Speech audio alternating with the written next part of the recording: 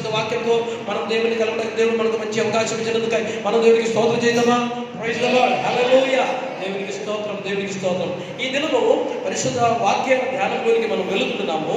దేవుని వాక్యంలో మనం ఈ దినము నేను మీతో చెప్పబోయే సందేశం సారాంశం ఏమనగా, దేవునికి ఇష్టలుగా ఉండడం, దేవుని ప్రీతిపరచడం, దేవుని సంతోషపరచడం, దేవునికి ఇష్టలుగా ఉండడం అని. దానికి ఆధారంగా 10వ అధ్యాయంలో మనం చూస్తున్నగా ఒక వాక్యం చెబితే మీకు బహుశా దాని యొక్క హెడ్డింగ్ టైటిల్ మీకు అర్థమవుతుంది కావచ్చు.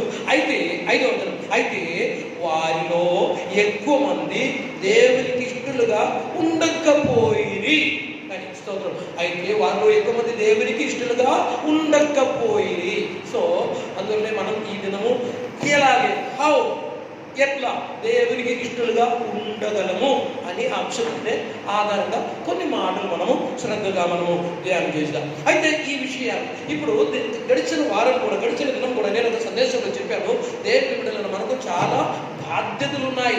దేవుని ప్రజలరా కేవలం ఎటువంటి బాధ్యత లేకుండా ఒక వ్యక్తిగా మీరు మనం ఉండకూడదు. క్రైస్తవ జీవితంలో నేను ఒక పాస్టర్గా ఉండి నాకు ఎన్నో బాధ్యతలు ఉండవు. అదే ప్రకారం ఒక విశ్వాసిగా ఉండి, ఒక సేవకుడిగా ఉండి, ఒక సంఘ పెద్దగా ఉండి, ఒక సండే స్కూల్ టీచర్గా ఉండి, లేకపోతే సాధారణ ఒక విశ్వాసిగా ఉండి కూడా మనకు కొన్ని బాధ్యతలు ఉన్నాయి.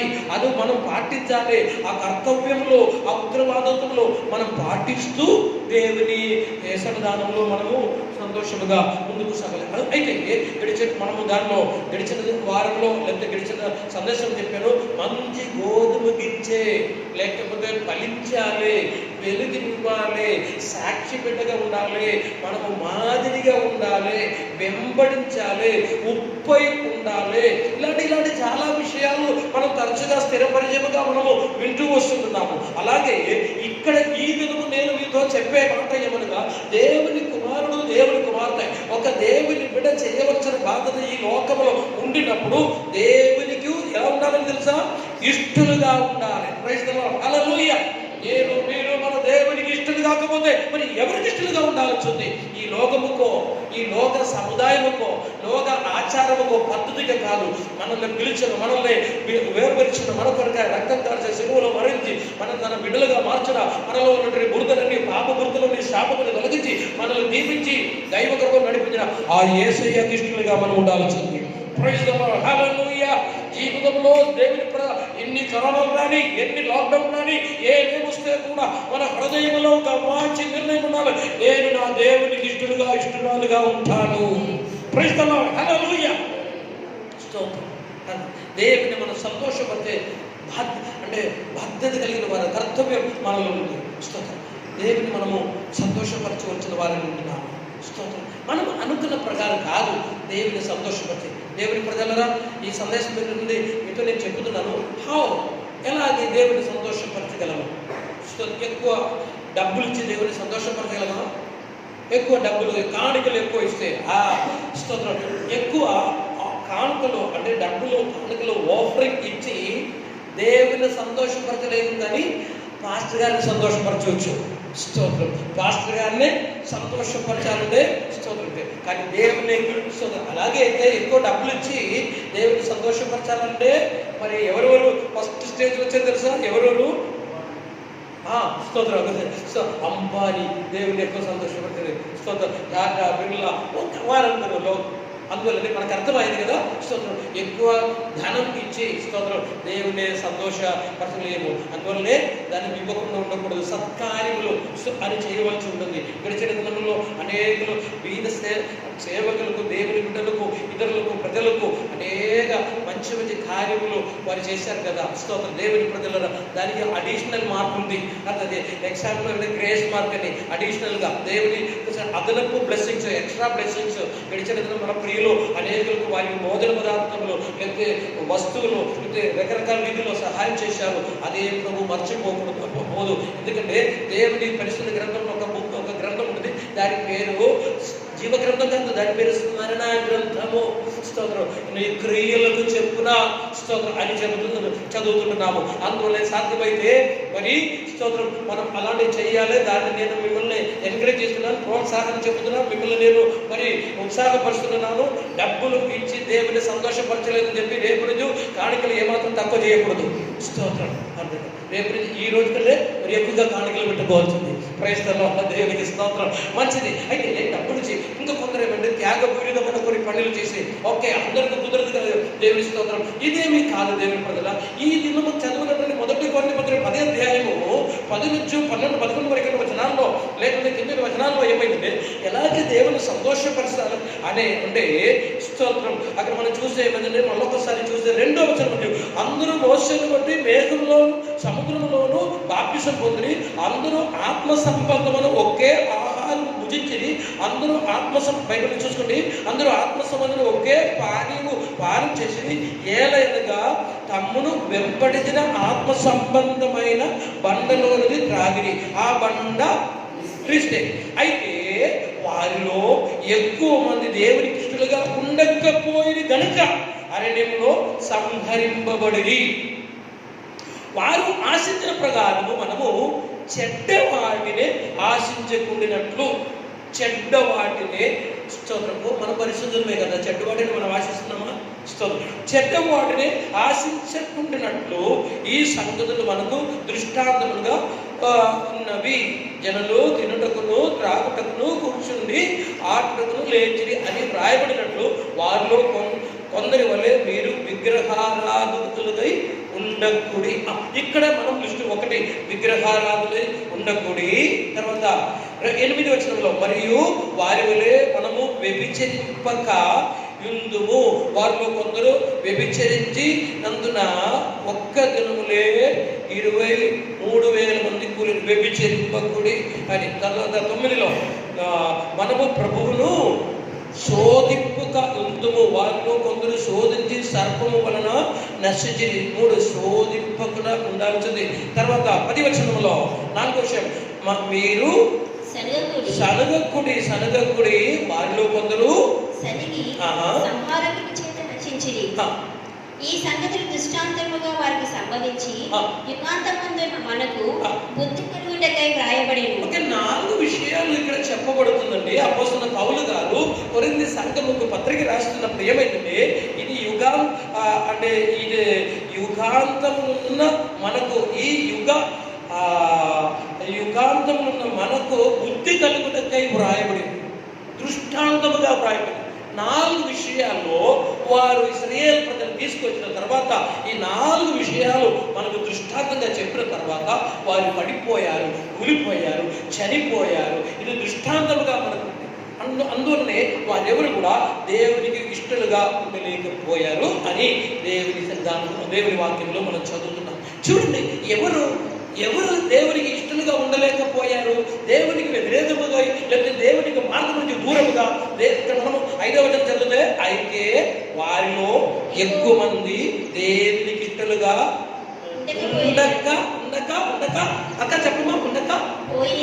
ఉండకపోయి వారిలో ఎక్కువ మంది స్తోత్రం దేవునికి ఇష్టలుగా ఉండకపోయి. ఎవరిలో స్తోత్రం పైన చదువుతే ఏమనగా స్తోత్రం పైన నుంచి మనం చూస్తే పితరులు మేఘం సహోదరులారా ఈ సంగతి మీకు తెలియకుండా నాకు ఇష్టం లేదు. అదేదనగా మన పితరులందరూ మేఘము క్రింద నుండి వింటున్నారా? పితరులందరూ ఇది ఐగుప్తు నుంచి బయలుదేరి వచ్చిన పూర్వీకులైన ఇశ్రాయేలు ప్రజలకు అపోస్తలుడైన పౌలు గారు చెప్పు మన పితరులందరూ మేఘము క్రింద నుండి వారందరూ సముద్రంలో నడిచిపోయిరి. అందరూ మోషేని బట్టి మేఘములోను సముద్రంలోను బాప్తిసం పొందిరి. అందరూ ఆత్మ సంబంధమైన ఒకే ఆహారమును భుజించిరి. అందరూ ఆత్మ సంబంధమైన ఒకే పానీయమును పానము చేసిరి. ఏలైనగా తమ్మును వెంబడించిన ఆత్మ సంబంధమైన బండలోనిది త్రాగిరి. అక్కడ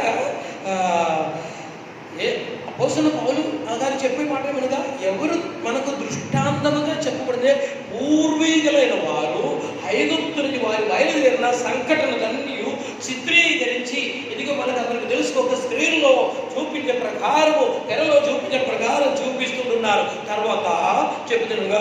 అయితే వారిలో ఎక్కువ మంది దేవునికి ఇష్టలుగా ఉండకపోయింది. ఎవరు? ఐగుప్తు నుంచి ఇశ్రాయేలు ప్రజలు వచ్చినటువంటి విషయాలు మీకు అందుకే కంటదిగా తెలుసు కదా. వారేమనగా మరి గొర్రెపిల్ల దగ్గర రక్తం చేత విమోచింపబడిన వారు అనగా స్తోత్రం పస్కా మన దేవునికి స్తోత్రం. యేసు ప్రభు వారి పరిశుద్ధ రక్తం చేత అడగబడిన వారు. తర్వాత ఏమిటంటే బాప్టిజం పొందిన మనం చదువుతున్నాము. దేవునికి స్తోత్రము అనగా అంటే యేసు ప్రభు రక్తం చేత అడగబడిన వారు, బాప్టిజం పొందిన వారు. తర్వాత వారు మన్నా భుజించి స్తోత్రం ఆత్మీయ ఆహారం భుజించి యోహాను సువార్తను చదివితే అది బాగా వాళ్ళ పరిశుద్ధ వల్లకి సాదృశ్యమై స్తోత్రం నన్ను తినువారు నా మూలంగా జీవించును, పరలోకం దిగి వచ్చిన ఆహారం నేనే యేసు ప్రభు వారు మన్నా గురించి చెబుతున్నారు. అయితే ఇప్పుడు చూడండి, వారు రక్షింపబడ్డారు, బాప్టిజం పొందారు, పరిశుద్ధ వలలో పాల్గొన్నారు. తర్వాత మరి ఆత్మిక ఆహారం పానీయం ఒకే బండ నుంచి వారు పానం చేసిరి, పానీయం తాగిరి. అక్కడ మీరు చూస్తే ఓరేగులో వారు ఆ బండ నుంచి స్తోత్రం ఆ నీళ్లు త్రాగే దినము గురించి చూస్తే చరిత్ర చెప్పినట్టుగా 50 దినము వారి ఐగుప్తు నుంచి బయలుదేరిన తర్వాత 50 దినములో ఆ ఓరేగుల బండ నుంచి వారు నీళ్లు త్రాగారు. స్తోత్రం. మనం అపోస్తలుల కార్యం 2వ అధ్యాయం 50 దినము పెంతెకొస్తు దినము ఆ 120 మంది మీదకి దేవుని ఆత్మ దిగి వచ్చిన దానికి దృష్టాంతమే అది. స్తోత్రం. అందువల్లనే ఒకే బండ నుంచి వారు స్తోత్రం పానం చేసిరి, పానీయం తాగిరి అని మనం చదువుతాం. అయితే ఇప్పుడు చూస్తే వారు రక్షింపబడ్డవారు, తర్వాత మార్గం పొంది రక్షింపబడ్డారు, బాప్టిజం పొందారు, తర్వాత వారు పరిశుద్ధాత్మ శక్తి పొందారు, తర్వాత వారు పరిశుద్ధ బలలో పాల్గొన్నారు. ఈ విధంగా యేసు ప్రభు వారిని వెంబడించిన వారు పాత నిబంధనలలో ఉన్నటువంటి దృష్టాంతముగా మనకు ఇది వ్రాయబడి స్తోత్రం. అందరూ ఆత్మ సంబంధములు ఒకే ఆహారమును భుజించి, అందరూ ఆత్మ సంబంధం ఒకే పానీయము పానం చేసి ఏలగనగా తమను వెంబడించిన ఆత్మ సంబంధం బండలను త్రాగిని. ఆ బండ క్రీస్తే. తర్వాత 5వ వచనం మరొకసారి 5వ వచనంలో దయచేసి అందరూ బైబిల్ చూసుకోండి. స్తోత్రం. ఈ మాట ఉన్నవారు 1 కొరింథీ పత్రిక 10వ అధ్యాయం 5వ వచనంలో మనం చదువుతున్నాం. కమాన్.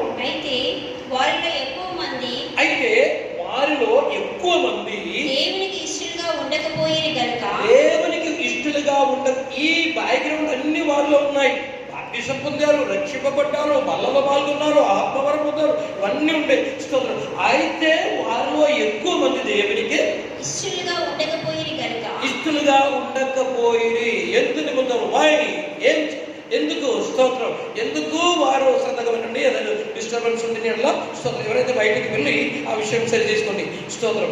అయితే వారిలో ఎందుకు ఇష్టలుగా ఉండకపోయి అని మనము దేవుని పరిశుద్ధ గ్రంథములో చూస్తే స్తోత్రం మరి మనం చదువుతుండగా స్తోత్రం 7, 8, 9 వచనాల్లో మనం చదువుతుండగా మనము స్తోత్రం ఎందుకు దేవునికి ఇష్టలుగా ఉండకపోయి వీరు దేవునికి అనుగుణంగా దైవ భక్తిలో, దైవ శక్తిలో, దైవ కృపలో తప్పనిసరిగా ముందుకు రావడానికి అన్ని సువిధులు దేవుడు ఏర్పాటు చేశారు. వారు రక్షింపబడ్డారు, తర్వాత వారు బాప్టిజం పొందారు, వారు పరిశుద్ధ బలంలో పాల్గొన్నారు, వారి ఆత్మాభిషేకంతో లేకపోతే పరిశుద్ధాత్మ శక్తితో వారు ముందుకు సాగారు. ఇవన్నీ ఉండే కూడా స్తోత్రం వారు దేవునికి అనుకూలంగా, దేవునికి ఇష్టలుగా ఉండడానికి వీలు లేకుండా లేకపోతే వారు స్తోత్రం పడిపోయినట్లు, లేకపోతే వారు నశించిపోయేది అని స్తోత్రం వారు ఎవరు కూడా కనాను దేశంలో ప్రవేశించలేదు అని మనం దేవుని వాక్యంలో చూడదు.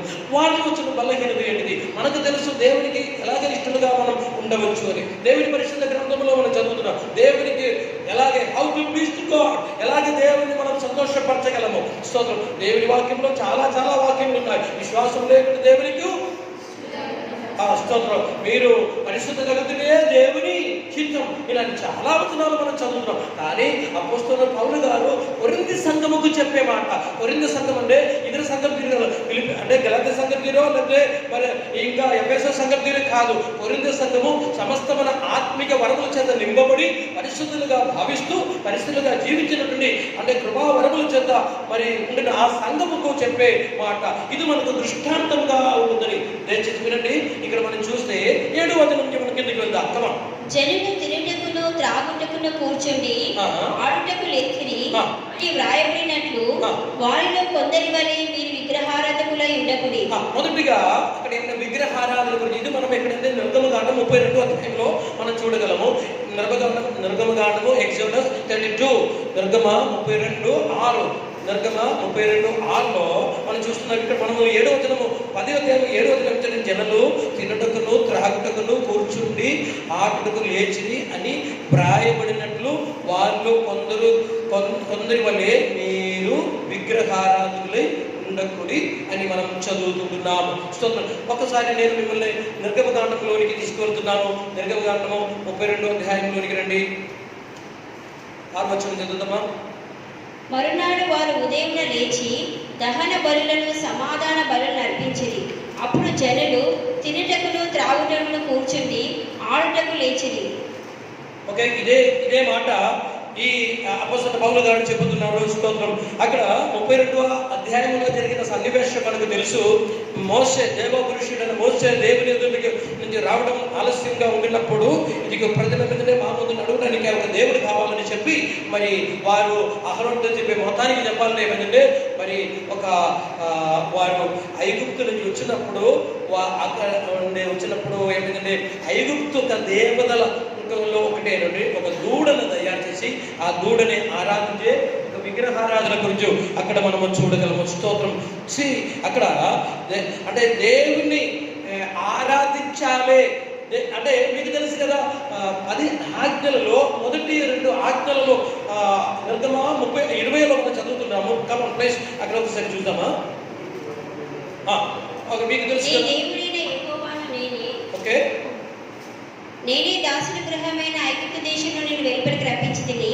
నేను తప్ప వేరొక దేవుడు నీకు ఉండకూడదు. నేను తప్ప వేరొక దేవుడు నీకు ఉండకూడదు. పైన ఆకాశం అంతే గాని క్రింద భూమి అంతే గాని భూమి క్రింద నీళ్ళ అంతే గాని యుండు దేని రూపమునైనను విగ్రహమునైనను నీవు చేసుకోనకూడదు. అంటే యేసు యెహోవా దేవుడు ఇశ్రాయేలు ప్రజలకు మొట్టమొదటిగా ఆజ్ఞించినప్పుడు నేను తప్ప వేరే దేవుడు ఉండకూడదు, విగ్రహము, ప్రతిమ, స్తోత్ర, స్టాచ్యూస్ ఉండకూడదు అని చెప్తున్నారు. దేవుడు ఏది చెప్పారో పర్వతంలో ఇక్కడ పాలెంలో వారు దాన్ని తిరస్కరించారు, ఉల్లంఘించారు.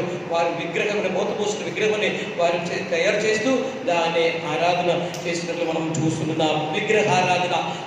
దేవుని ప్రియమైన వల్ల ఇది కొరింథీ సంఘముకో లేకపోతే ఈ మెసేజ్ ఉంటున్న మనకో సంబంధమైనది కాదు అని మనం అనుకోకూడదు. మనమందరూ ఇతర సముదాయములు, మరి ముఖ్యంగా హైందవ సముదాయములు, ఇతర సంప్రదాయ సముదాయములు మానవసి కొంత రక్షింపబడి మనం ముందుకొచ్చేవారు. మనలో ఎక్కడ ఉంది విగ్రహం? వారు చేసినట్ల విగ్రహములు ఉన్నాయా? లేదు. ఆ విగ్రహములు మనం తిరస్కరిస్తున్నాము. ఆ విగ్రహంలో మనము వ్యతిరేకంగా ఉండడం, దానికి మనము సంబంధం లేదు. స్తోత్రం. అయినప్పటికీ ఏమైందంటే తెలుసో తెలియకుండా క్రైస్తవ సమాజంలో కొన్ని విగ్రహాలు వచ్చి ఉన్నాయి. స్తోత్రం. విగ్రహారాధన ఉండకూడదు.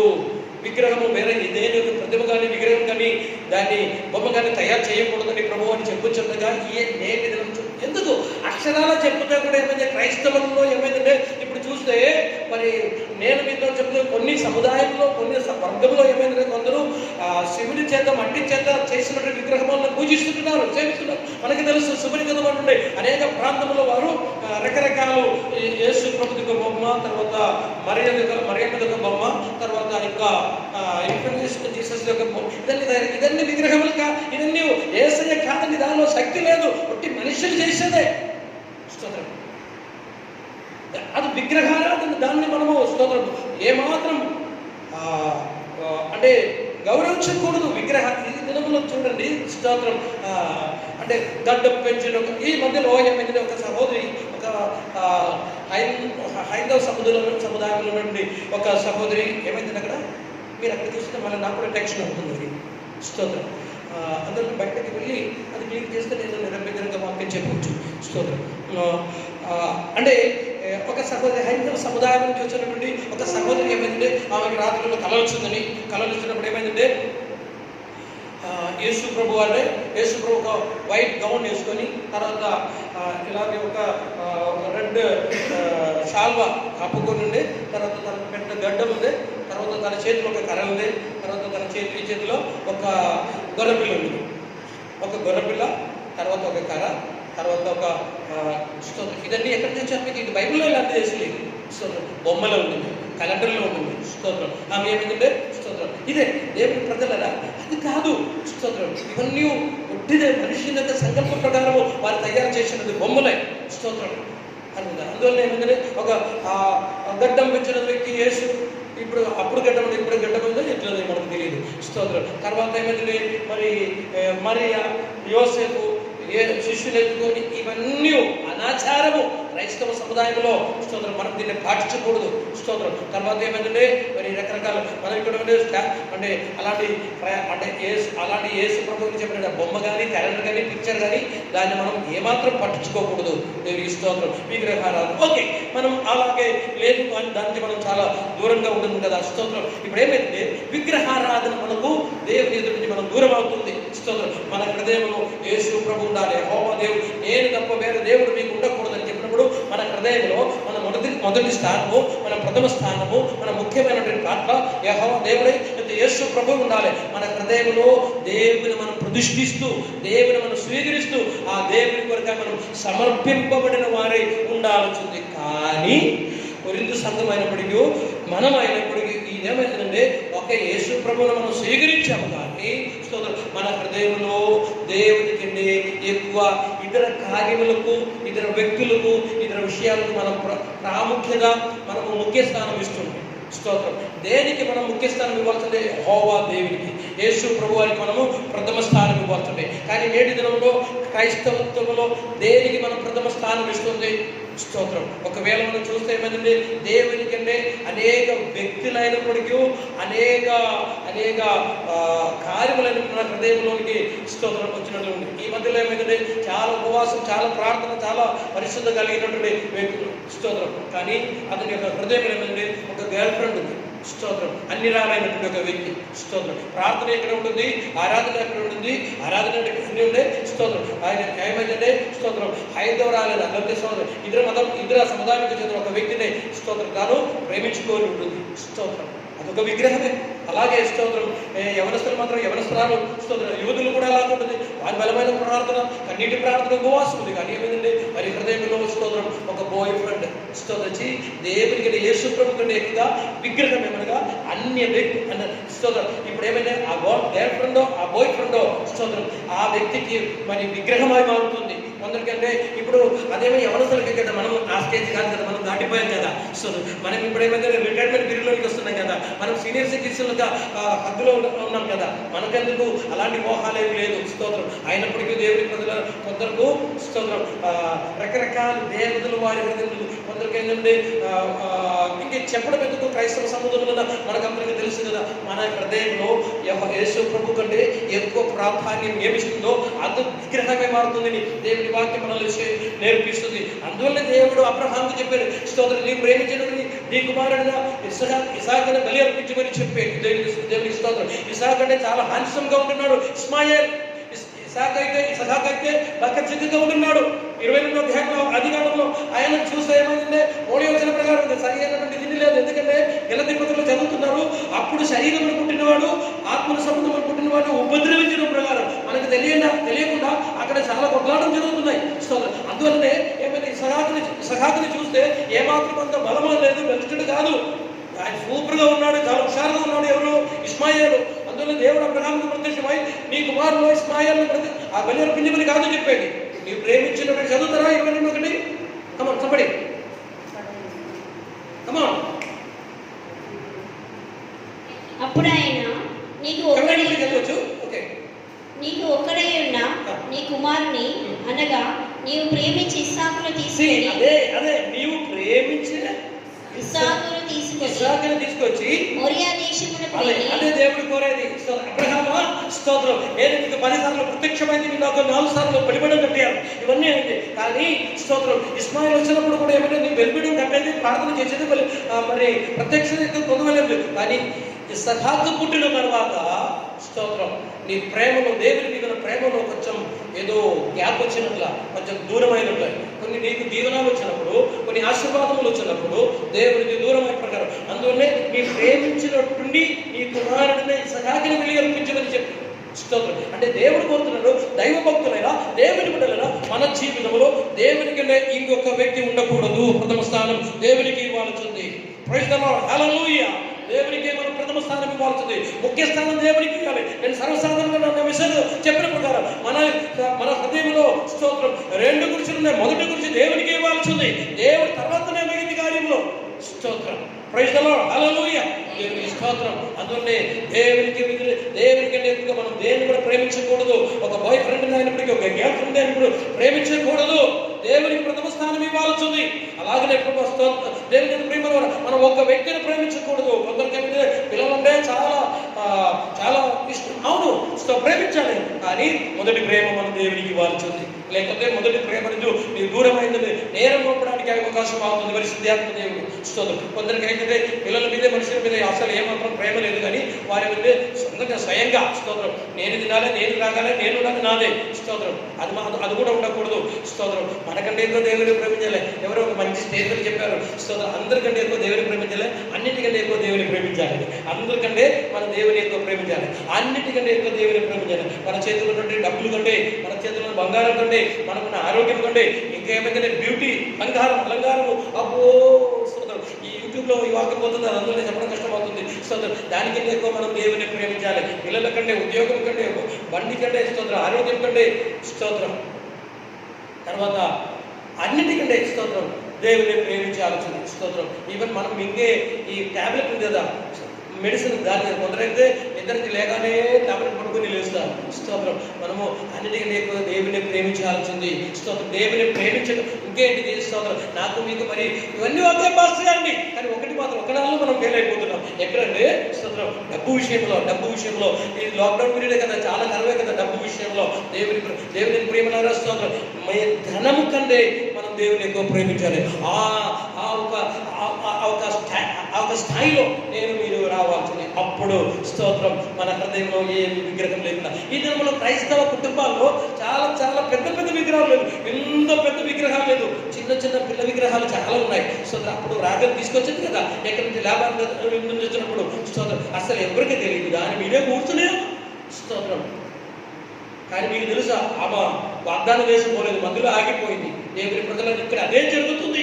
ఇప్పుడు వీరు విగ్రహారాధన స్తోత్రం. అందువల్ల ఏమైందంటే వారు కనాన్ దేశంలోకి వెళ్ళలేకపోయారు. దేవుని ప్రజలు దేవుని ప్రేమించేవారు తప్ప దేవునికి అంటే రెండో స్థానం ఇచ్చేవారు, దేవునికి అంటే ఇంక వేరొక స్థానం ఇచ్చేవారు, పరలోక రాజ్యంలో పోనేవారు స్తోత్రం. కాబట్టి మన జీవితంలో ఈ పరిశుద్ధ ఆరాధనలో, లేదా ఈ పరిశుద్ధ సందేశం విన్న ప్రతి దేవుడు నాకు మీకు ఒక మంచి తీర్మానం ఉంటుంది. నా హృదయంలో వేరొక విగ్రహం లేదు, యేసు ప్రభు వారు తప్ప నాకు వేరే ఎవరు కూడా స్తోత్రం దేన్ని కూడా నేను ఎక్కువ ప్రేమించను స్తోత్రం. ఏ కార్యం కూడా ఆహారం భుజించండి, డబ్బులు సంపాదించండి, ఉద్యోగం చేయండి, లేకపోతే భార్యని ప్రేమించండి, భర్తను ప్రేమించండి, పిల్లలను ప్రేమించండి, అన్నీ ఒకే. కానీ మొదటి స్థానం స్తోత్రం యెహోవా దేవునికి రావాలి స్తోత్రం. దేవుని మనము హృదయంలో ప్రతిష్ఠించాలి. ఈ దినములలో మన హృదయంలో క్రైస్తవ దేవుని బిడ్డలారా, దేవుడు మన హృదయంలో చెత్త చెదారమును మనం తీసివేస్తాం స్తోత్రం. యేసు ప్రభు వారి మన హృదయంలో ప్రభువుగా ఉండాలి. యేసు ప్రభు వారి మన హృదయంలో పరిపాలించాల్సింది స్తోత్రం. దేవుని మనం ప్రేమించే స్థాయిలోకి మనం ముందుకు సాగుదాం. అయితే వీరిలో వచ్చినటువంటి బలహీనత ఏమనగా మనం చదువుతుండగా స్తోత్రం అయితే వారివన్నీ మర్చిపోయారు. ఎవరు? సో 430 సంవత్సరాలు ఐగుప్తునికి ఎలాగ వచ్చారో, దేవుడు వారిని ఎర్ర సముద్రంలో ఎలాగే విడిపించారో, వారు ఎలాగే నీళ్లు త్రాగారో, వారు మన్నా పూజించారో, ఇవన్నీ విడిచిపోయిన తర్వాత 2 రోజులు మోసే స్తోత్రం రావడం లేదు అయినప్పటికీ వెంటనే ఆ దేవుని మర్చిపెట్టి ఆ పాత ఆచారంలోకి వెళ్ళడం జరిగింది స్తోత్రం. దేవుని మర్చిపోకుండా దేవుని ప్రజల మోస రావడం ఆలస్యంగా ఉండినప్పుడు వారు వెంటనే ఒక దూడను తయారు చేసి దాని ముందు తినుటకు, త్రాగుటకు, ఆటకు వారు సిద్ధమయ్యారు. దేవునికి స్తోత్రం. దేవుని ప్రజలరా, ఈ దుర్గతి మన ప్రాణం ఉన్నంత వరకు మన జీవితంలో రాకూడదు. ప్రైజ్ ది లార్డ్, హల్లెలూయా. అదే మనం ఇక్కడ మొదటి జనంలో 7వ వచనంలో చదువుబెట్ట. జనులు తిరుగుటకును త్రాగుటకును కూర్చొని ఆడుటకు లేచిరి అని వ్రాయబడినట్లు వారిలో కొందరి వలె మీరు విగ్రహారాధకులై ఉండకుడి. వారిలో కొందరి వలె మీరు విగ్రహారాధకులై ఉండకుడి. మరియు వారి వ్యభిచరింపక ఉండము. ఓకే, సెకండ్ ఒకటి విగ్రహారాధన. దేవుని ప్రజలు ధనాపేక్ష విగ్రహారాధనకి మన శరీరమును మనం ప్రేమించడం, విగ్రహారాధన లోకమును ప్రేమించకూడదు. ఈ విధంగా అనేకమైన కార్యములు ఉన్నాయి. మనలో పెద్దదో చిన్నదో ఏమైనా విగ్రహములు ఉండకూడదు. రెండోది మనం ఇక్కడ చదువుతుండగా ఏమిటంటే మరియు వారి వలె మనము వ్యభిచరింపక ఉండుము. వారిలో కొందరు వ్యభిచరించి ఒక దినముననే 23,000 మంది కూలిరి. నేను చాలా ఆదరణ కలిగిన ఒక సంఘం ఎదుట ఈ ఒక వర్తమానం చెబుతున్నాను. అయినప్పటికీ కొన్ని పదములు మనము ఓపెన్ గా అందరి ముందు చెప్పడానికి పలకడానికి మనము ఇష్టపడతలేదు, మనకు కొంచెం ఇబ్బంది ఉంది. అయినప్పటికీ ఏమనగా ఒక గొప్ప పేరు ప్రఖ్యాతి కలిగిన సంఘముకు, కొరింథీ సంఘముకు అపోస్తలుడు పౌలు చెప్పాలని ఈ చిన్న మనతో ఈ చెప్పడము, ఈ మాట చెప్పడం నాకు ఎటువంటి అభ్యంతరం లేదు. ఇక్కడ ఏమైంది? వ్యభిచరించినందున, వ్యభిచారము రెండు అనే మొదటిగా వారి విగ్రహారాధనకి ఆత్మిక అర్థం మీకు అర్థమైందని నేను నమ్ముచున్నాను. రెండోది వ్యభిచారము. మంచిది, మారు మనసు పొందిన రక్షింపబడిన మనము ఎక్కడ వ్యభిచరించబోతున్నాము? మనము ఆ బలహీనత లేదు. స్తోత్రం. మనము పూర్తిగా ధ్యానించు. స్తోత్రం. మనము అంటే దూరముగా ఉంటున్నాము, మనకు స్తోత్రం చాలా దూరమై ఉంటుంది. స్తోత్రం. కానీ ఇక్కడ చూస్తే ఆ ప్రజలు ఎవరు రక్షింపబడిన వారు, ఎర్ర సముద్రం దాటిన వారు, పసుక మాంసం భుజించిన వారు, బండ నుంచి నీళ్లు తాగేవారు, మన్నా భుజించిన వారు వ్యభిచారం చేశారని దేవుని పరిశుద్ధ గ్రంథములో చదువుతుంటున్నాము. ఈ దినములలో దేవుని యందు ప్రియమైన వారులారా, స్తోత్రం, వ్యభిచరించకూడదు అని దేవుని వాక్యం చెప్పుచుండగా దానికి కొన్ని ఆత్మీయ అర్థంలోనికి మనం వెళుదాం. దేవునికి స్తోత్రం. జరిగిన సంఘటన ఏమైనా తెలుసు కదా. స్తోత్రం. మనము దీని గురించి మీరు చరిత్ర చెప్పితే ఏదనగా నంబర్స్ సంఖ్యాకాండం 31 చదువుదాం. సంఖ్యాకాండము 31:16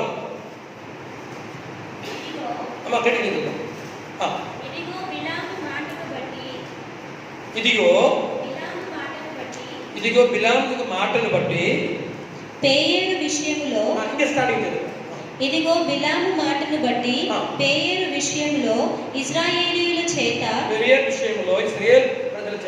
యెహోవా మీద తిరుగుబాటు చేయించిన వారు వీరు కారా? అందుచేత యెహోవా సమాజములో తెగులు పుట్టి ఉండెను కదా. కాబట్టి మీరు పిల్లలలో ప్రతి మగవాణిని అక్కడే మనం చదువుతుండగా మరొకసారి రెఫరెన్స్ చెప్పేది గుర్తండి. 31:16 అంటే సంఖ్యాకాండము 31:16లో మనం చదువుతున్నాం. మరొకసారి శ్రద్ధగా చదువుమా. ఇదిగో కొంచెం పైన ఎక్కడ ఏమంటే బిలాం యొక్క మాట వస్తుంది. బిలాం యొక్క మాట చూడమా. నేను అక్కడికి చదువు, మీకు చదువు, వాక్యం చదువు. ఇదిగో బిలాము మాటను బట్టి పేయేరు విషయములో ఇశ్రాయేలీయుల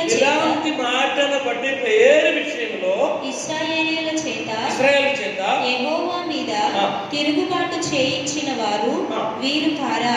ఓకే, యెహోవా తిరుగుబాటు చేసిన వారు. మన టాపిక్ ఇక్కడ వ్యభిచారం అని. వ్యభిచారము దానికి అంటే దృష్టాంతముగా జరుగుతుంది. పాత నిబంధనలో ఏం జరిగింది? మరి బిలాం చేత బోధన ఎవరి విషయంలో దేవునికి తిరుగుబాటు చేసిన విషయాలు మనం ఇక్కడ 31:16లో సంఖ్యాకాండంలో చదివి ఉంటున్నాం. బిలాం ఎవరు? బిలాం అంటే ఒక ప్రవక్త. బిలాం ఏమంటే పేరు ప్రఖ్యాతి కలిగిన ఒక మంచి ప్రవక్త. పాత మన పరిశుద్ధ గ్రంథంలో చూచుతుండగా పాత నిబంధనలో మరి అంటే వారు ఒకవేళ చెప్పాలంటే ఇశ్రాయేలు ప్రజలకు సంబంధం లేని వారిలో కొందరు ఉన్నారు. దానిలో ఒక వ్యక్తి మరి ఈ ప్రవక్త, దేవుని భక్తుడైనటువంటి యోబు, లేకపోతే బిలాము. స్తోత్రం. తర్వాత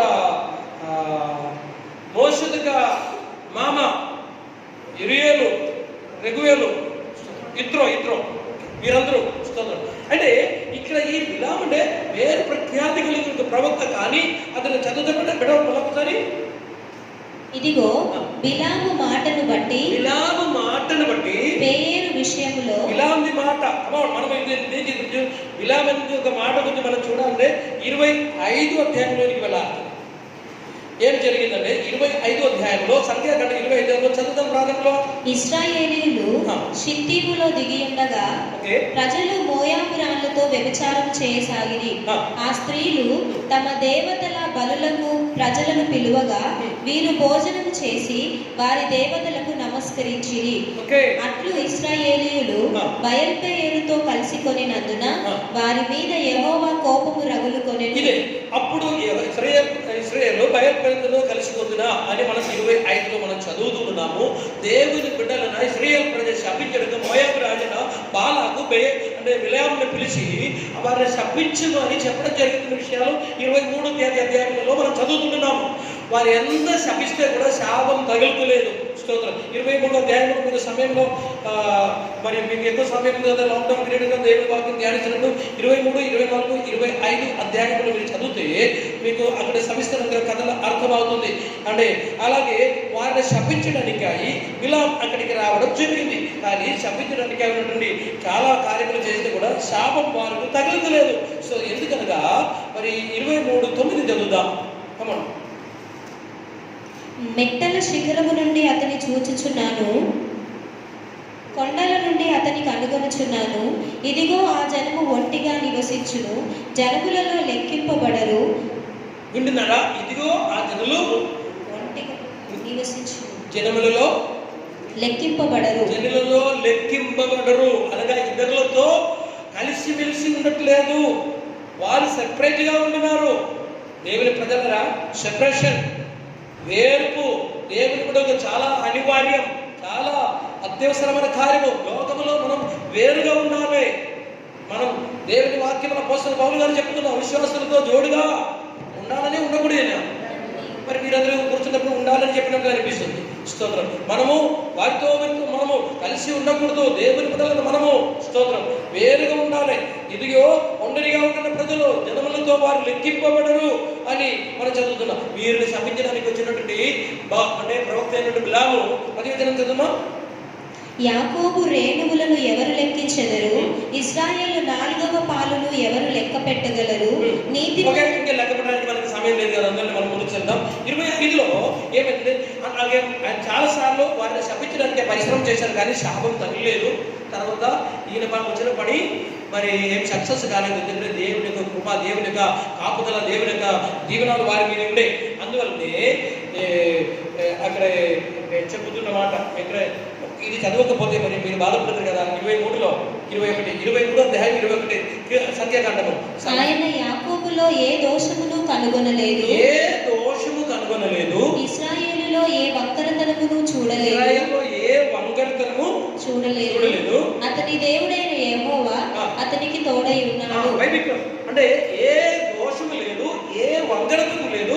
వారు ఒంటరిగా నివసించే ప్రజలు ఇతరులతో పాటు లెక్కింపబడతలేదు. ఎందుకు? అతని దేవుడైన యెహోవా అతనికి తోడై ఉన్నాడు. రాజు యొక్క జయధ్వని వారిలో ఉన్నది. దేవుడు ఐగుప్తులో నుండి వారిని రప్పించెను. గురుపోతు వేగము వంటి వేగము వారికి కలదు. నిజముగా యాకోబులో మంత్రము లేదు, ఇశ్రాయేలులో శకునము లేదు. ఆయా కాలములందు దేవుని కార్యములు యాకోబు వంశస్థులకు ఇశ్రాయేలీయులకు. ఎందుకనగా యెహోవా దేవుడు వారికి తోడు ఉన్నాడు. వారు ఇతరులతో పాటు కాదు, వారు సెపరేట్ గా ఉంటున్నారు. జనములలో వారు లెక్కింపబడతలేదు. అదా అంటే కార్యం విషయం తెలుసా? వారు సెపరేట్ గా ఉంటున్నారు. దేవుని ప్రజలుగా ఇది దృష్టాంతముగా మనం ఉంటున్న బస్తీలో మనము దేవుని ప్రజలుగా ఉండాలి, దేవుని బిడ్డలుగా ఉండాలి. స్తోత్రం. ఇతరులతో మనం అంటే వారు చెప్పిన మాటలు స్తోత్రం మీరు మనము మాట్లాడకూడదు. వారు చేసిన ప్రకారం పనిలో మనం చేయకూడదు. స్తోత్రం. వారికి స్తోత్రం మరి ఆ మాంత్రిక శక్తియో, చేతుబడి శక్తియో, చిల్లకయో పడి వర్తిస్తుంది, కానీ మనకు వర్తించదు. స్తోత్రం. అదే చదివినది. స్తోత్రం. అయితే మనము అలాగే పరిశుద్ధులుగా, సెపరేట్గా, మనం వ్యత్యస్తముగా, వేరుగా మనం ఉండాల్సింది. అలాగే వారు చాలా ఏమైందంటే మరక లేకుండా, మచ్చ లేకుండా, డాగు లేకుండా పరిశుద్ధులుగా, పర్ఫెక్ట్గా 100% వారు చాలా పరిశుద్ధులుగా బ్రతుకుతుంటున్నారు. వారిని నిర్మంత్రం చేయడానికి, వారిని శపించడానికి వచ్చారు. నీ శాపం తగిలిందా? నో. సో వేస్తపడుతుంది అది. ఆయన ఏమైందంటే స్తోత్రం వారు చనిపోయే ప్రకారం నేను చావాలి. స్తోత్రం. కానీ ఆయనకి తగలేదు ఆ భాగ్యము. స్తోత్రం. అదన్నే ఖడ్గం చేత చంపిందని మనం చదువుతుంటున్నాం. ఓకే, అంత భయం, అంత గొప్ప భక్తులకు అగ్రస్థానంలో వారు ఉంటున్నారు. దేవుడు వారి మధ్యలో ఉంటున్నారు. కానీ 23 అధ్యాయం కదా, 24 తర్వాత 25 అధ్యాయము తెల్లవారుజామున ఏం జరుగుతుంది? 25 చదవండి.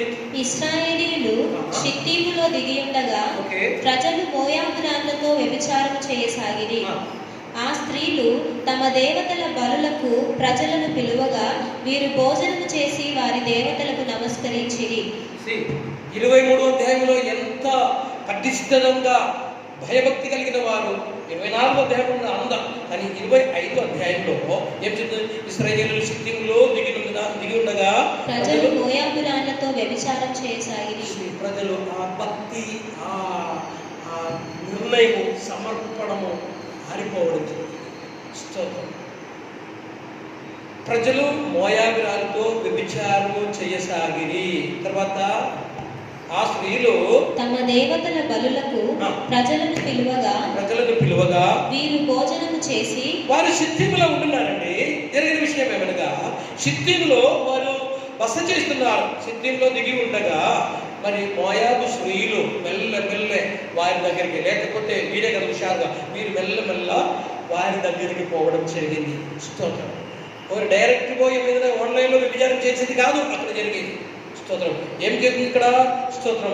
వారు ఏమిటంటే ఆ స్త్రీలు తమ దేవతల బలులకు ప్రజలను పిలువగా వీరు భోజనము చేసి వారి దేవతలకు నమస్కరించి అట్లు ఇశ్రాయేలులు బయలుతో కలిసి ఉన్న స్తోత్రం. అదే మనము ఇంతకు ముందు స్తోత్రం. ఈ బోధ బిలాం చెప్పింది. స్తోత్రం. అంటే అక్కడ ఏమైంది? వారి పరిశుద్ధత చూసారా ఎలాగే? స్తోత్రం. మెల్లమెల్ల ఇది ఒక్కరోజు మొదలుపెట్టేది కాదండి. స్తోత్రం. మెల్లమెల్ల వీరు అక్కడికి వెళ్ళడం, వారి ఇక్కడికి రావడం. స్తోత్రం. తర్వాత వారు పిలవడం, వీరు పోవడం, వారు పెట్టడం, వీరు తినడం. స్తోత్రం. ఇవన్నీ సజావుగా జరుగుతున్నాయి. ఆఖరి ఏమిటంటే వారు మోయాబు స్త్రీలకు వ్యభిచారం చేయడం జరిగింది. దేవుని ప్రజలరా, ఇది మనకు దృష్టాంతంగా మనం మొదట నేర్చుకున్నది విగ్రహారాధన. ఇశ్రాయేలు ప్రజలు. 2 మరి వ్యభిచారం చేయడం. దేవుని ప్రజలరా స్తోత్రం. అందువల్ల మనం తెలుసుకోవాలి, మనకి ఇది దృష్టాంతం కూడా. దేవుని ప్రజలను మనము గ్రహించవలసిన మాట ఏమనగా స్తోత్రం, ఇది ఒకేసారి జరిగేది కాదు. నిన్నటి దినము చాలా పర్ఫెక్ట్గా మంచి విశ్వాసం, ఎంత ఆత్మీయ ఆరాధన, ఎంత తేజస్సు, ఎంత మహిమ, ప్రార్థన చేయడం అప్పుడప్పుడు అందరూ పడిపోయేది. స్తోత్రం. ఎంత అద్భుతం, పరిశుద్ధత, ఎంత పరిశుద్ధత. కానీ ఇప్పుడు ఏమైందంటే ఎక్కడ ఉంటుంది తెలుసా? స్తోత్రం. మీరందరూ సంసోదనకి అనుచరులుగా ఉంటున్నారు. స్తోత్రం. ఇప్పుడు స్తోత్రం. షిత్తీములో ఉన్నప్పుడు వారు మోయాబు స్త్రీలతో పాటు వారు పాపం చేయడం జరిగింది. దేవుని భయభక్తుల కలిగిన దేవుని ప్రియమైన వాళ్ళ స్తోత్రం. నేను చెప్పింది చాలా రెస్పెక్ట్ అయిన ఒక దేవుని ప్రజల ముందు నేను ఈ మాట చెబుతున్నాను. స్తోత్రం. పాపం మన జీవితంలో రాకూడదు. వారు పిలిచారు. అనవసరమైన రీతిలో ఉన్నటువంటి ఫ్రెండ్షిప్ మనకు ఉండకూడదు. అనవసరమైనటువంటి దోస్త్ స్తోత్రం మనకు ఉండకూడదు. నీ భక్తికి, నీ ప్రార్థనకి, నీ ఆరాధనకి వ్యతిరేకమై ఏ ఒక్క స్నేహమైనప్పటికీ మనకు ఉండకూడదు. స్తోత్రం. ఇప్పుడు మీరు చూశారు కదా, మీరు షిత్తీములో ఇంతకుముందు 23వ అధ్యాయంలో మనం చదివాం కదా, ఇదిగో ఒంటరిగా ఉంటున్నారు. స్తోత్రం. ఇతరులతో పాటు వారు కలిసి ఉంటున్నారా? లేదు. స్తోత్రం. వారు సెపరేట్గా ఉంటున్నారు. 25వ అధ్యాయంలోనికి వచ్చినప్పుడు ఏమైందంటే స్తోత్రం, వారు షిత్తీములో వారు కలిసిపోయారు. ఎందుకనగా వారు స్తోత్రం అంటే మొదటిగా షిత్తీములో వారు మోయాబు స్త్రీలు కలవడం. స్తోత్రం. లేకపోతే వారు మరి ఈ పురుషుల దగ్గరికి వారు వెళ్ళడం, స్త్రీలు పురుషుల దగ్గరికి వెళ్ళడం, పురుషులు స్త్రీ దగ్గరికి వెళ్ళడం, వారు పిలవడం, పిలిచారు. స్తోత్రం. తర్వాత పిలిచి మరలా స్తోత్రం వారు మరి వారి దేవతలకు అనే భోజనకు పిలవడం. స్తోత్రం. భోజనముకు పిలవడం. ఈ సంబంధము, ఈ సహవాసము, ఈ ప్రేమ ముందుకు సాగి ఆఖరిగా స్తోత్రం వారు వ్యభిచారం చేయడం జరిగింది. దేవుని ఒకే రోజు పుట్టేది కాదు. మీకు తెలుసు కదా, దేవుని సన్నిధానంలో భక్తుడైన యోసేపు మరి పోతీఫెరుగా భార్య తన మీదే మరి దృష్టి పెట్టుకొని ఒకే రోజు కాదు స్తోత్రం చాలా సార్లు పరిశ్రమ చేసి అలాగే చూసి ఒక్క దినము స్తోత్రము ఎవరు లేనప్పుడు చాలా సార్లు ప్రేరేపించింది. దేవుని ప్రజల అందువలనే నేను మీతో చెప్పిన మాట, మరి ముఖ్యంగా ఈ మాట విన్న ఇక్కడ కూర్చున్న యవనస్తులు, ఈ మాట విన్న దేవుని బిడ్డలు, యవన బిడ్డలు, దేవునికి స్తోత్రం. దేవుని వ్యర్థమైన రీతిలో ఉన్నటువంటి నడక మనకొద్దు, వ్యర్థమైన రీతిలో ఉన్న ఫ్రెండ్షిప్ మనకొద్దు. స్తోత్రం. డైరెక్ట్గా పాపంలోనికి పడిపోయేది కాదు. ఏమని ఒక్కసారి చదువుబెట్ట యాకోబు చెప్పుతున్న మాట ఏమనగా, యాకోబు పాపం గురించి చెప్పుతున్న మాట 1:15. యాకోబు 1:15 ఎవరైంది కదా? యాకోబు 1:15. దురాశ గర్భము ధరించి దురాశ గర్భము ధరించి పాపమును కనగా. స్తోత్రం. దురాశ గర్భము ధరించి పాపమును కనగా. పాపము కనుక పాపము పరిపక్వమై మరణమును కలుగు. స్తోత్రం. దురాశ గర్భము ధరించి పాపము. స్తోత్రం. సాధారణంగా మనకు తెలుసు 9 నెలలు స్తోత్రం అయిన తర్వాత ఒక గర్భవతి ఒక శిశువుని ఎలాగే జన్మమిస్తుందో అలాగే దురాశ స్తోత్రం. ఇదిగో ప్రెగ్నెంట్ అయిన తర్వాత వెంటనే శిశువు పుట్టేది కాదు. అదేమైతే అది లోపల వచ్చి గర్భం ధరించిన తర్వాత పాపము ప్రసరించిన మన పుట్టే ప్రకారము దేవునికి స్తోత్రం రకరకాల రీతిలో స్తోత్రం మనల్ని ప్రేరేపించిన తర్వాత ఆ క్రియ పాపములోనికి నడిపిస్తున్నారు. శ్రద్ధగా వినండి. స్తోత్రం. అలాగే ఉండడం స్తోత్రం. అందువల్లే వీరేమైందే స్తోత్రం వారిని ఆహ్వానించడం. దేవుని నేను నా స్టేట్మెంట్ ఏమనగా నేను ఈ సందేశం నుంచి మీతో చెప్పేది మనగా దేవునికి విరుద్ధమైన దేవునికి వ్యతిరేకమైన ఒక ఫ్రెండ్షిప్ మనకు వద్దు. స్తోత్రం. ప్రభు యేసయ్య స్టేట్మెంట్ ఏంటంటే స్తోత్రం. మనం చదువుతాం బిడ్డ మత్తయి సువార్త 5:28 మత్తయి 5:28 మత్తయి 5:28 కమాన్.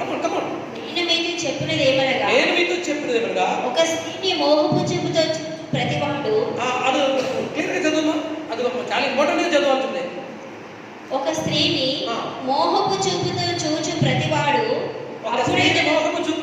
ప్రతివాడు అప్పుడే తన హృదయం మందు ఆమెతో వ్యభిచారము చేసిన వాడగును. ఇది ఉపమానమా? ఇది దృష్టాంతం కదా. డైరెక్ట్ ప్రభు వారు చెప్పిన మాట. ఒక స్త్రీని మోహపు చూపుతో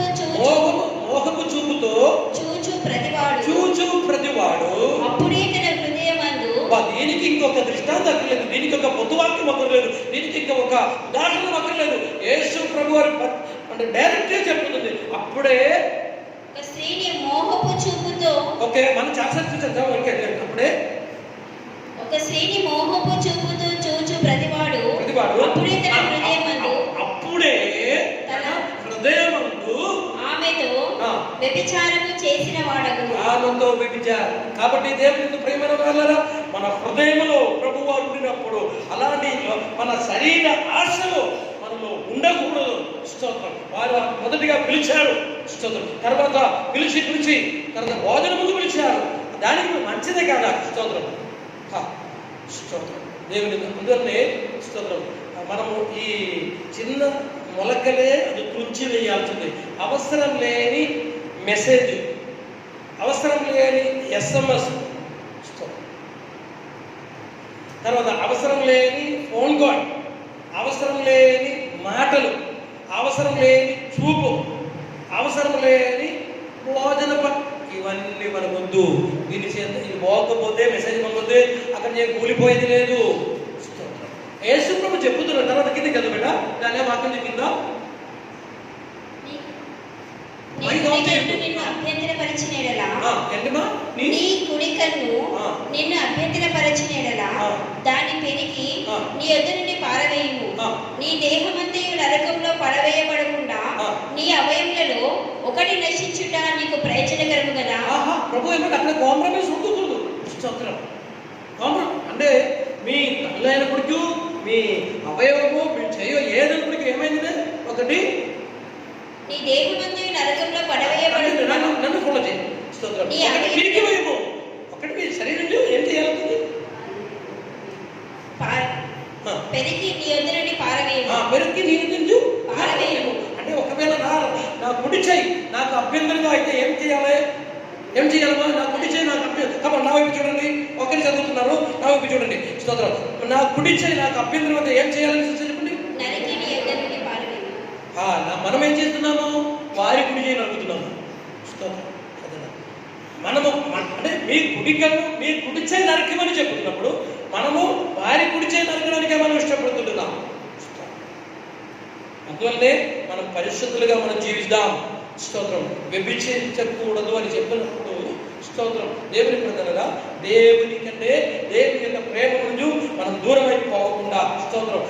పాపము స్తోత్రం ఇదిగో ఎలాగే ఉంటుందంటే మోహము దురాశ గర్భమై భావం వస్తుందని యాకోబు అపోస్తలుడు చెబుతున్నారు. స్తోత్రం. యేసు ప్రభు వారు చెప్తారు హృదయం. అందువల్లనే మరి ఒకసారి నేను చెబుతున్నాను, ఈ దినములో క్రైస్తవత్వంలో యవనస్తులు మాత్రం కాదు, మరి చాలా మధ్య వయస్కులు మాత్రం కాదు, 65 సంవత్సరం దాటినటువంటి, ఈ మధ్యలో సోషల్ మీడియాలో వచ్చింది 65 సంవత్సరాలు కలిగిన ఒక వృద్ధుడు, స్తోత్రం, 9 సంవత్సరం కలిగిన ఒక కుమార్తెని బాత్రూములలో మరి ఆమెతో కూడి ఆమెను చంపిన విషయాలు, స్తోత్రం. ఎంత లజ్జాకరమైన, ఎంత నిందకరమైన, ఎంత సిగ్గుచేటు, స్తోత్రం. క్రైస్తవ సమూహంలో మనం ఉండకూడదు, స్తోత్రం. ఈ మోహం మనలో ఉండకూడదు. మనం దాన్ని అదుపులో ఉంచాల్సింది, స్తోత్రం. మనం దాన్ని, అందువల్లనే శరీర ఆశ మనకు ఉండకూడదు. మన శరీర సంపదనం కాము, మనం దాన్ని కంట్రోల్ చేసుకోవాల్సింది.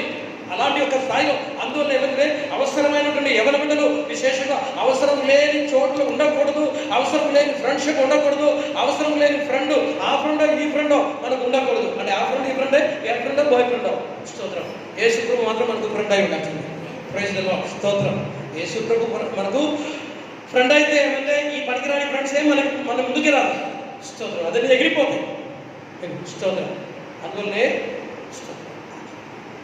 అక్కడ తెలుసుకోవాలి దేవుని ప్రజలుగా, మనము వ్యర్థమైన ప్రతి కార్యము, ఓకే, దాన్ని ఎక్కువగా వివరించకుండా ఆ ముద్దలో పొలగడానికి నేను ఇష్టపడతలేదు, స్తోత్రం. వ్యభిచరింపకుండా ఉండాలని, స్తోత్రం. ఇది మనకు దృష్టాంతంగా వ్రాయబడిందండి. తర్వాత మనము మొదటిగా కొన్ని 10లో మళ్ళీ వస్తాము.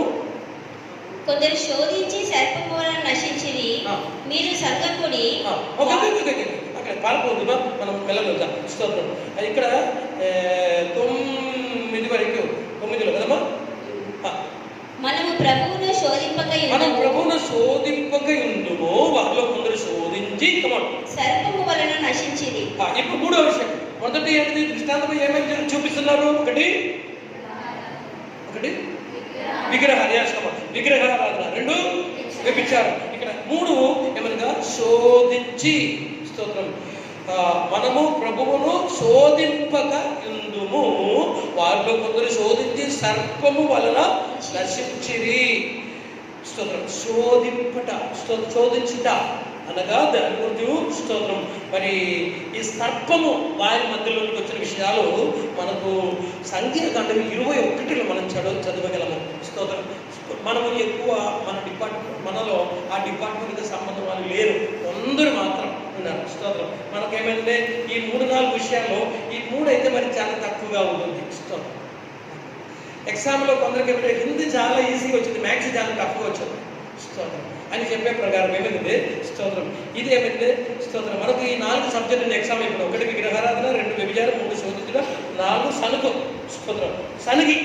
ఈ 4 సబ్జెక్ట్ ఎగ్జామ్ ఇప్పుడు జరుగుతుంది. దాంట్లో ఏమైంది మనకందరకు ఈ 3 సబ్జెక్టు మనం ఎక్కువ ప్రభుత్వం శోధించేవారే, అంత పెద్ద అయినప్పటికీ చిన్నగా ఉంటుంది, స్తోత్రం. మనలో ప్రభుని శోధింపక, అవిశ్వాసము, ప్రభువు మీద మనము తిరుగుబాటు చేయకుండా, స్తోత్రం, శోధించకూడదు, స్తోత్రం. దీనికి మనము యేసు ప్రభు వారిని శోధకులు వచ్చినప్పుడు, స్తోత్రం, యేసు ప్రభువే తను చెప్తున్నాడు. కాబట్టి చదువుతామా? 4వ అధ్యాయం చెప్తాం. మత్తయి సువార్త 4వ అధ్యాయంలో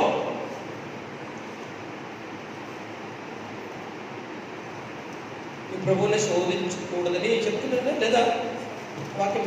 మత్తయి సువార్త 4వ అధ్యాయం. ప్రభువైన నీ దేవుడు నీవు శోధింపవలదని మరి యొక్క చోట వ్రాయబడినదని వాడితో చెప్పాడు. యేసు ప్రభు గారు కూడా చెబుతున్న మాట, స్తోత్రం. ఎక్కడ చదివమ్మా? 7. ప్రభువైన నీ దేవుని నీవు శోధింపవలదని మరి యొక్క చోట వ్రాయబడినదని. అయితే మనం దుర్దేశం కానున్న వాక్యం. అయితే మనము, స్తోత్రం, ఈ విషయాలు మీరు దయచేసి జ్ఞాపకం చేసుకోండి.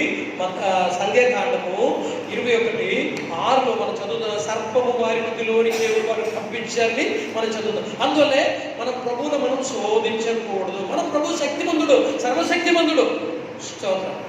ప్రభువును మనం శోధించకూడదు. అవిశ్వాసము, అనుమానము ఇదేమి మనకు ఉండకూడదు. ప్రభువు చెప్పినట్టు మాట అవును అంటే అవును, స్తోత్రం. అంతే, ఇంక దానికంటే అవతలే వేరే ఏమీ లేదు. మన ప్రభు మాట తప్పని దేవుడు, విశ్వసించాలి. కాబట్టి స్తోత్రం, మన ప్రభువునే శోధించకుండా. ఓకే, మనం 4వ అంశంలోనికి వెళ్దాము. 4వ అంశం ఏంటమ్మా?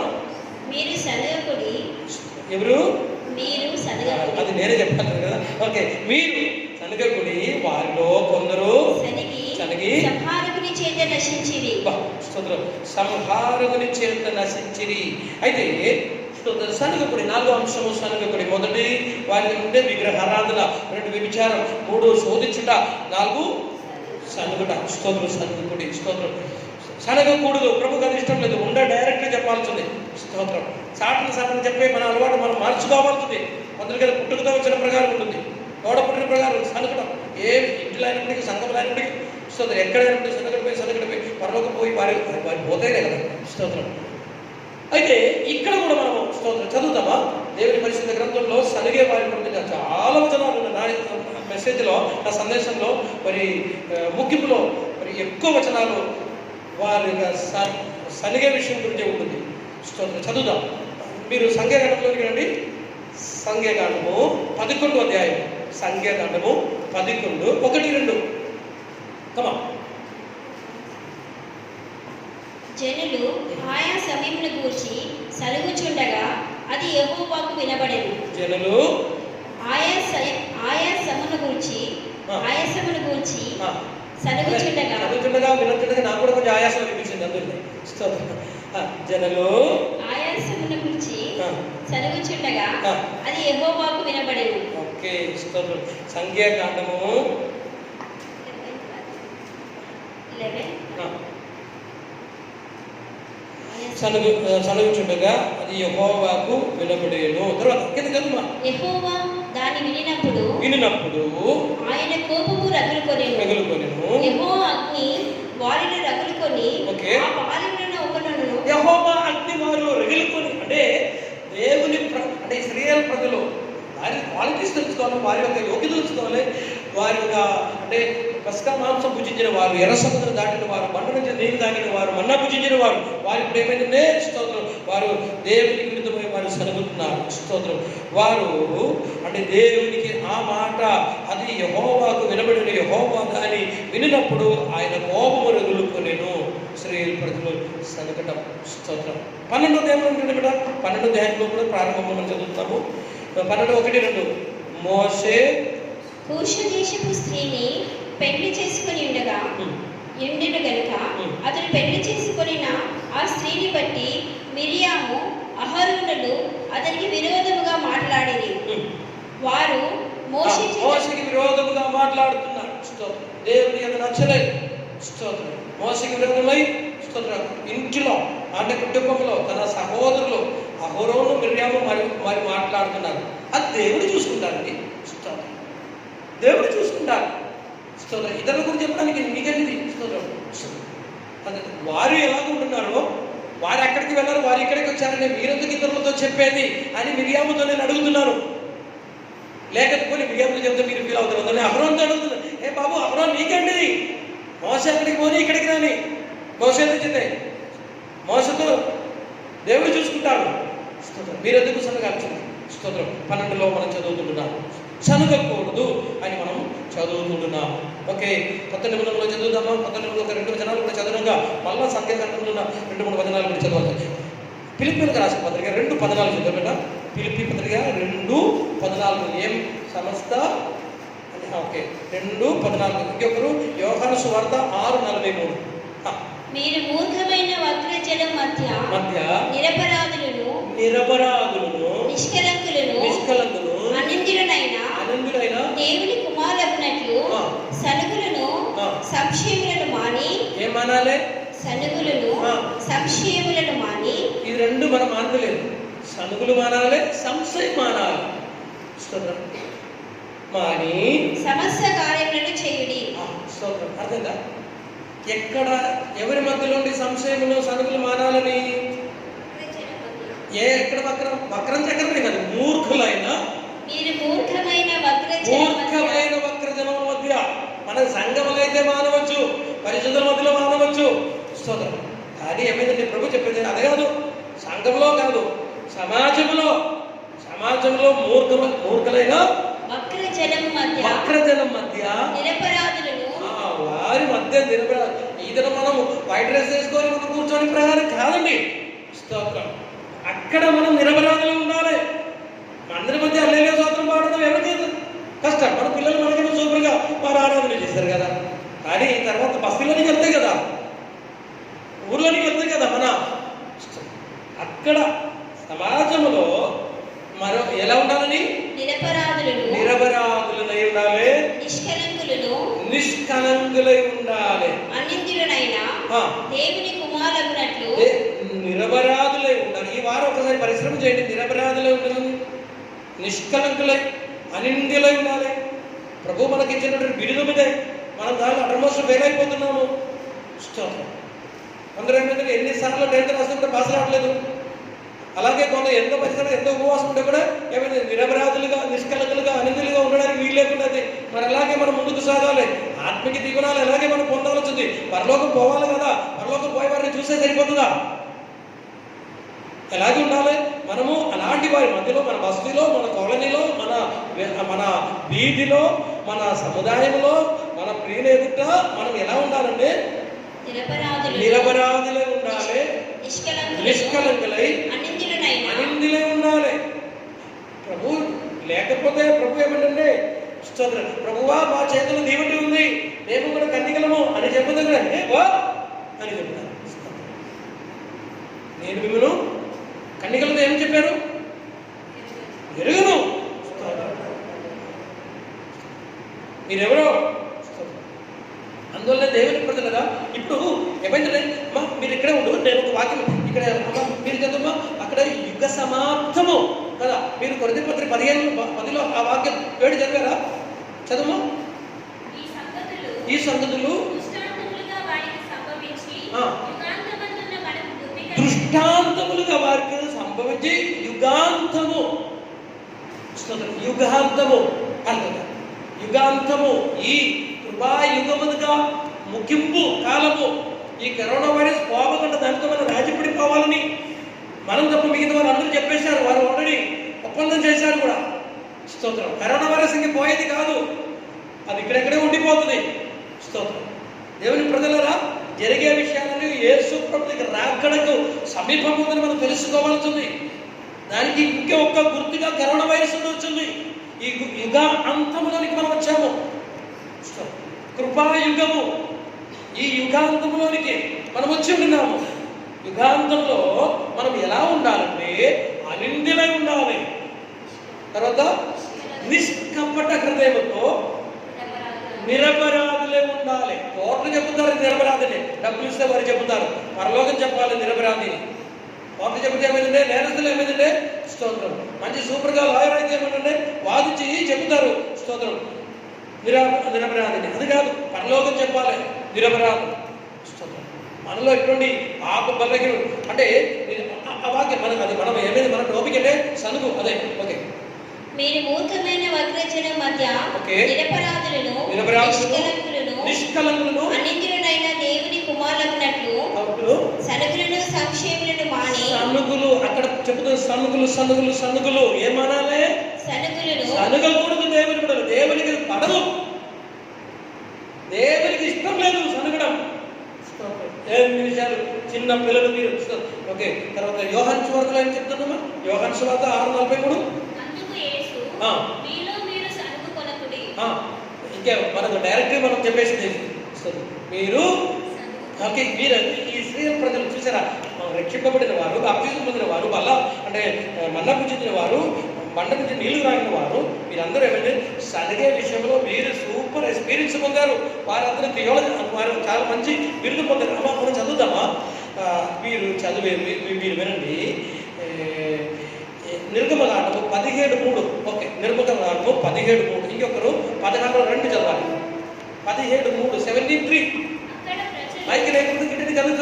అక్కడ ప్రజలు నీళ్లు లేక దప్పికొని మోషే మీద సనుగుచు 16:2. ఆ అరణ్యంలో ఇశ్రాయేలీయుల సమాజం అంతయు మోషే అహరోనుల మీద సనిగెను. 15:24. ప్రజలు మేమేమి త్రాగుదుమని మోషే మీద సనుగుకొనగా తర్వాత 14:11 కావచ్చు. 14:11 అంతట వారు మోషేతో ఐగుప్తులో సమాధులు లేవని ఈ అరణ్యంలో చచ్చిన ఆరాధించుటకు మమ్మను అబ్బా, రప్పించితివా? చూసారా స్తోత్రం. వీరు అంటే వారి యొక్క తర్వాత ఇంకా నిర్గమకాండంలో మనం నంబర్స్ సంఖ్యాకాండంలోకి వెళ్తాం.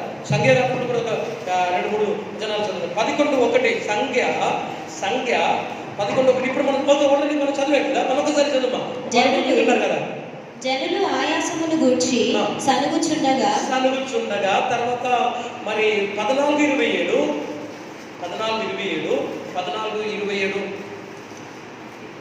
నాకు విరోధముగా సనుగుచుండు 20 అధ్యాయం అనమాట. 20 అధ్యాయం 2-3 కాదు, 20 అధ్యాయం. ఆ సమాజములకు నీళ్లు లేకపోయినందున వారు మోషే అహరోనులకు విరోధముగా పోగైరి.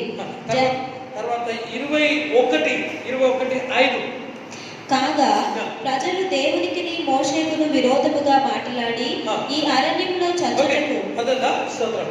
ఇంకా మిగతా సనుగులన్నీ మన పుస్తకాలు ఉన్నాయి. స్తోత్రం. మన గురించి ఉంది రాయబడేది. స్తోత్రం. మన అందువల్లే సనుగకూడదు, ప్రభుకి ఇష్టం లేదు.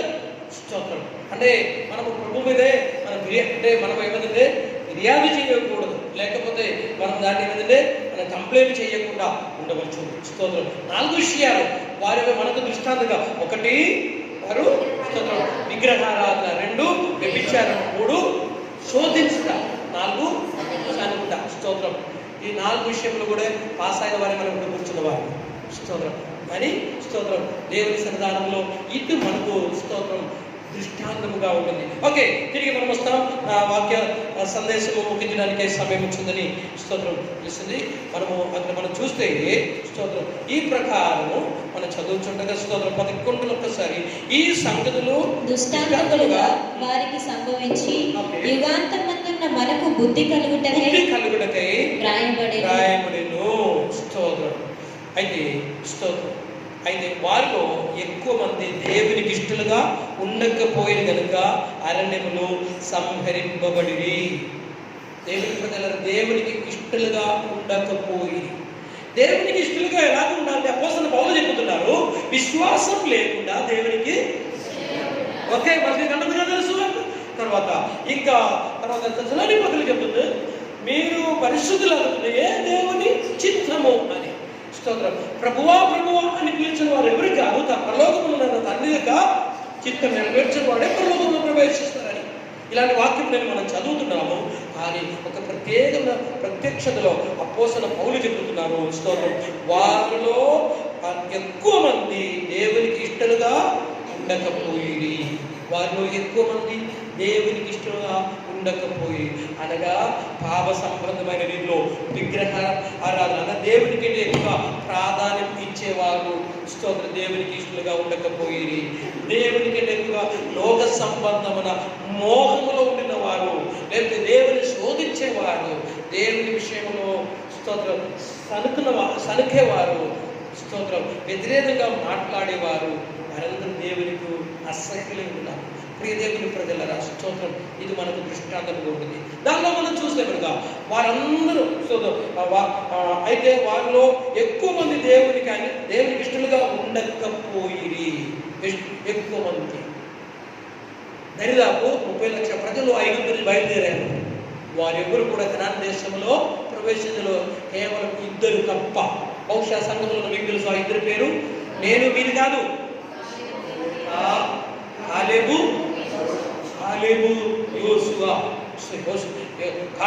యోషువ వారిద్దరు. స్తోత్రం. వీరు లేరా వీరితో పాటే కదా, వారితో పాటు ఉండే అగ్ని సర్పంలో చెప్పిన వారు ఉన్నా. తర్వాత ఈ మన్నా తిన్నప్పుడు, లేకపోతే మాంసం లేదని చెప్పి సరికినప్పుడు కూడా వారు అదే. స్తోత్రం. తర్వాత మీరందరూ ఆ సమూహం, కానీ వారిద్దరు మాత్రం దేవుని పక్షములో నిలిచిన వారు. అందువల్లే స్తోత్రం అందరూ ఏదనగా తమను వెంబడించే ఆత్మసంబంధం మన బండలో అపండకరిస్తే, అయితే వారిలో ఎక్కువ మంది దేవునికి ఇష్టలుగా ఉండకపోయేది కనుక అరణ్యములో సంహరింపబడి. దేవునికి ఇష్టలుగా ఉండడానికి ఈ దినము పరిశుద్ధ ఆత్మదేవుడు ఈ వాక్యం చేత మనల్ని బోధిస్తున్నారు. దేవుని ప్రజల స్తోత్రం. దేవునికి ఇష్టలుగా ఉండడము. మనం అనుకుంటున్నాము ఎక్కువ ప్రార్థన చేస్తే, ఎక్కువ ఉపవసిస్తే, ఎక్కువ పరిస్థితులుగా ఉండే, ఎక్కువ కాணிక ఇస్తే, ఎక్కువ అది చేస్తే చెయ్యాలి, తప్పనిసరిగా చేయకపోతే మాత్రం తప్పదు, ఒప్పుకోము స్తోత్రం. కానీ దానితో పాటు ఇది కూడా మనం పాటించవలసింది. దేవునికి ఇష్టలుగా మనం ఉండాలి. అయితే వారిలో ఎక్కువ మంది దేవునికి ఇష్టలుగా ఉండకపోయింది. మీరు చెప్పారు యెహోషువ తర్వాత కాలేబు వారి యొక్క మంచి గుణములు మనం చూస్తే, నేను తర్వాత లాక్డౌన్ పీరియడ్ కదా వచ్చే ఆదివారం మనం కలవక ముందు సంఖ్యాకాండం 14వ అధ్యాయము మీరు చూస్తే దాని అర్థమవుతుంది. సంఖ్యాకాండం 14లో వారికి చాలా స్పష్టంగా వ్రాయబడి ఉంటుంది. స్తోత్రం. వారి పెద్ద కొండ ఎక్కలేదండి. స్తోత్రం. వారికి కాకపోతే ఏమైందంటే దేవునికి విరుద్ధమై వారేం చేయకుండా దేవుని యొక్క పద్ధతి ప్రకారం దేవుని దృష్టికి అనుకూలంగా ఉండడం జరిగింది. నేను మీకు చెప్పుతున్న మాట ఏమనగా ప్రేమ ప్రజలారా, మనం కూడా స్తోత్రం దేవునికి సన్నిధానము మనల్ని పూర్తిగా సమర్పించుకొని ముందున్న దినములలో ఈ యుగ సమాప్తంలోనికి మనం వచ్చి ఉంటున్నాము. యుగ ఆఖరిలోనికి మనం వచ్చి ఉంటున్నాము. దేవునికి మనం ఇష్టలుగా మనం పొందుతాం. మన జీవితంలో ఇప్పుడు చెప్పబడిన విషయంలో ఏదైనా తిరిగి అనుబంధమై సంబంధమై ఏదైనా ఉండి కల్లా మనం ఈ దినము దాన్ని పూర్తిగా మనము కలిసివేసి మనము తొలగించి దేవునికి ఒక మంచి తీర్మానం పొందాం. వారిలో ఎక్కువ మంది దేవునికి ఇష్టలుగా ఉండకపోయి స్తోత్రం. వారు రకరకాల వీధుల్లో నశించిపోయారు. ఆఖరిగా వారి చెప్పలు కొట్టారు, అల్లెలే చెప్పారు, కాಣಿకలు వేశారు, అన్ని చేశారు. కానీ స్తోత్రం దేవునికి ఇష్టలుగా ఉండకపోయి మనం దేవుని సంతోషపరచేవారే ముందుకు సాగుదాం. స్తోత్రం. ఆలోచించండి, మన జీవితంలో ఏదో ఒక బలహీనత ఉండొచ్చు. ఈ మధ్యకాలము ఈ పరిశుద్ధ వాక్యం ఎదుట స్తోత్రం మనం దాన్ని పూర్తిగా నిరాకరిస్తాం. దేవుని యొక్క ఇష్టము మనం సంపాదిస్తాం. దేవుడు చూస్తున్నారు. వారిలో ఎక్కువ మంది దేవునికి ఇష్టలుగా ఉండకపోయి ఇన్ని సువిధులు ఇచ్చారు, ఇన్ని ఆశీర్వాదాలు ఇచ్చారు. కానీ దేవునికి ఇష్టలుగా ఉండడానికి మనకు దేవుడు మంచి అవకాశం ఇచ్చారు. దేవునికి అనిష్టమై, దేవునికి న్యాయమై, దేవునికి వ్యతిరేకమై స్తోత్రం ఏదైనప్పటికీ మనం వ్యక్తిగత జీవితంలో ఉండిలా ఈ దినం దాన్ని మనము చంపి వెళ్తాం, దాన్ని మనము పూర్తిగా నరికి వెళ్తాం. స్తోత్రం. దేవునికి మనము అనుకూలంగా ఉందాం. ప్రభువు మనల్ని ఆశిస్తున్నారు, పరిశుద్ధ ఆత్మ కోరుతున్నారు. స్తోత్రం. హల్లెలూయా, హల్లెలూయా. దేవునికి అనుకూలమై దేవునికి ఇష్టలుగా ఉండాలి. స్తోత్రం. చిన్న ప్రార్థన కొరకాయ నేను మిమ్మల్ని ముందుకొచ్చి క్లుప్తంగా చూపబడిన సందేశంలో ప్రార్థన చేస్తారు. తీర్మానం చేయడానికి మంచి అవకాశము, మంచి సందర్భము. స్తోత్రం. ఒకే స్తోత్రం. మంచి స్తోత్రం. ప్రార్థనలో స్తోత్రం. స్తోత్రం. పరిశుద్ధుడా, ప్రేమ కలిగిన దేవ, కృపల తండ్రికి వందనములు, స్తోత్రములు చెల్లిస్తున్నాం ప్రభా. ఈ దినమున ప్రభా నాయనా మాతో మాట్లాడిన ప్రతి మాటను బట్టి వందనాలు చెల్లిస్తున్నాం తండ్రి. నీకు ఇష్టలుగా మేము జీవించి ప్రభా నీ యొక్క రాజ్యంలో చేరుడుకు దయచేయండి.